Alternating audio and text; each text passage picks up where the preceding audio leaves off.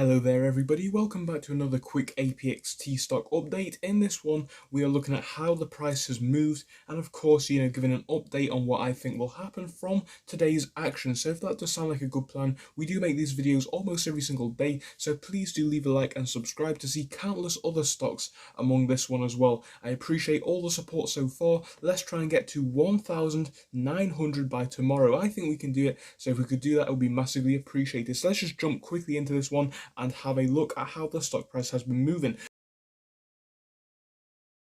So yeah, fortunately we are looking at a green day today. I mean, we opened up on 15.05. We actually took a dip, and then from that dip we went all the way back up to 14.72. So of course the stock price is not doing too badly on today. We are clearly making a gain from that initial sell-off, which is of course a good thing to see. This is something which we see a lot of the time on a Monday or a Tuesday, that the markets do actually take a sell-off up until about 10:30, and it usually is around 10:30 o'clock exactly.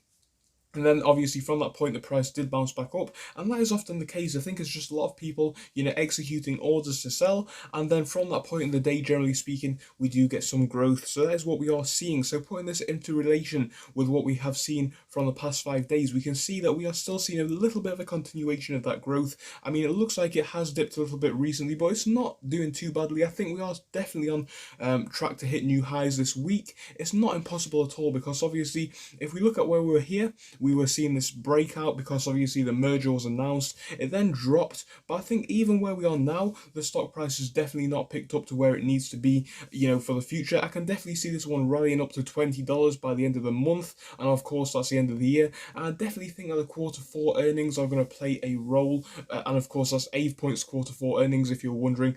But yeah, I think for the long term this is definitely still a buy. And looking at this from a price point, it's definitely a hard one to say, because on the one hand we are potentially looking at $20 by the end of the month, but you got to look at the best point to get in. Unfortunately, even though we are still green today, that growth does not look to be as sharp as it was for the past 4 or 5 days, and for that reason I'm going to say you want to keep your eye on this one, because it could definitely drop further, even though it could go up towards the end of the week. Like I say with a lot of these stocks, and it is often the case, the Monday and the Tuesday, sometimes even the Wednesday, but mainly the Monday and the Tuesday, it does kind of lead to a drop. Now I'm not necessarily saying a drop, because in this case it hasn't dropped, but the growth has slowed down. So if you understand what I'm saying, it's kind of like an equivalent to a drop. And I think from the later part of the week, maybe the Wednesday onwards, that is when we start to see growth for the company, and then we just see the same pattern happen the next Monday. That's just how the stock market works sometimes. But I think, yeah, if we are going to be seeing growth in this company, it's going to be towards the end of the week, and I definitely think it is possible.